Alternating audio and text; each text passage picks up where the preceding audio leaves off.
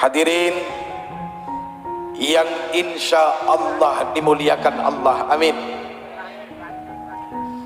Kenapa pakai insya Allah? Bu,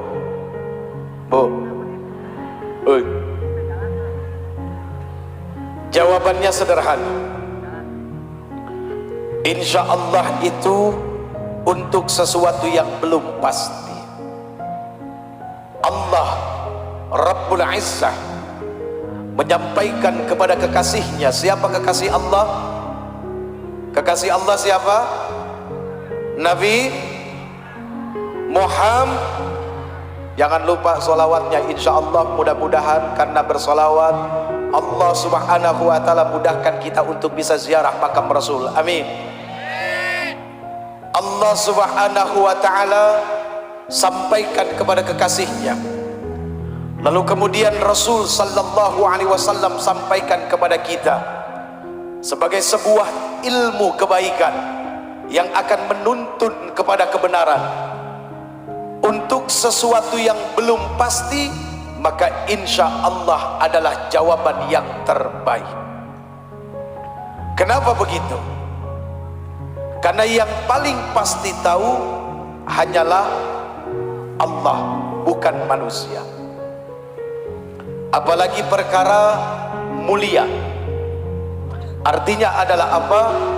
Siapapun manusianya di sini, apakah dia orang yang punya kedudukan, ataukah dia orang yang memiliki harta, ataukah dia orang yang populer, karena ilmunya, karena kesolehannya, karena keturunannya dan derajatnya tinggi, dia tidak boleh mengaku kalau dirinya lebih mulia daripada yang lain.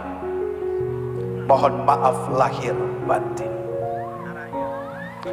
Artinya adalah apa?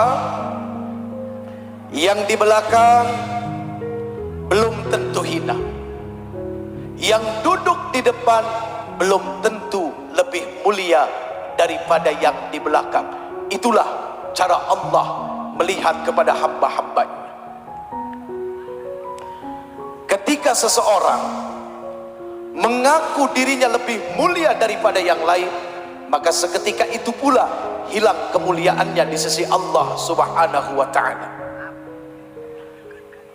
Kita dihormati bukan karena kita punya kehormatan.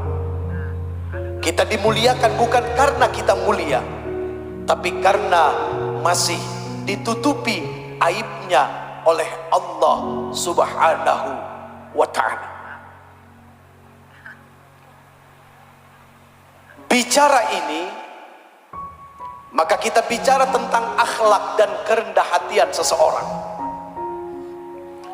Bicara akhlak, bicara rendah hati, maka tidak ada yang paling rendah hati dan akhlaknya baik kecuali beliau, baginda yang tercinta Nabi besar Muhammad sallallahu alaihi wasallam. Di dalam surat Al-Kahfi, ayatnya cari sendiri. Iya, suratnya sudah diberitahu, masa ayatnya dikasih tahu juga ya? Terlalu enak, nanti kita nggak ada belajar. Di dalam surat Al-Kahfi, kalau tidak salah 2 ayat terakhir, akhirnya dikasih tahu juga tuh.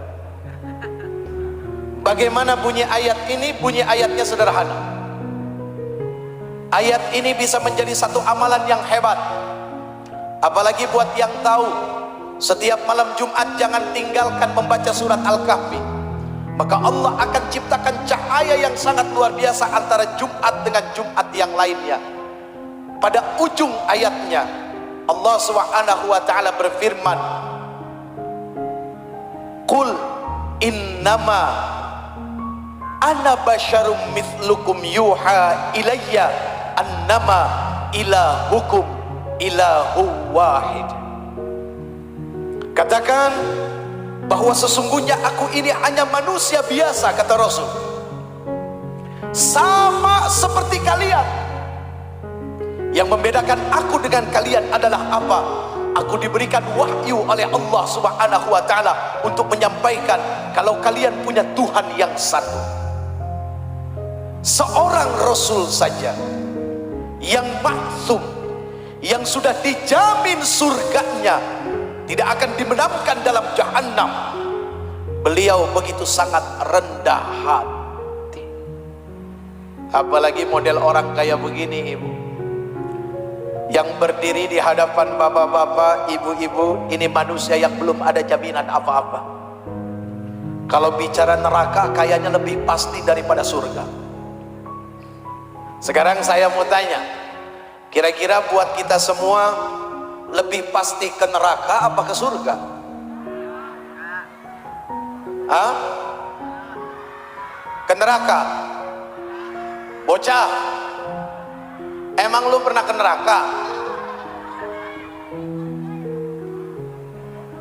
Satu pun di antara kita belum pernah ada yang ke neraka, tapi nggak ada yang mau masuk neraka. Dan satu pun di antara kita ini belum pernah ada yang masuk surga, tapi kepengen masuk surga.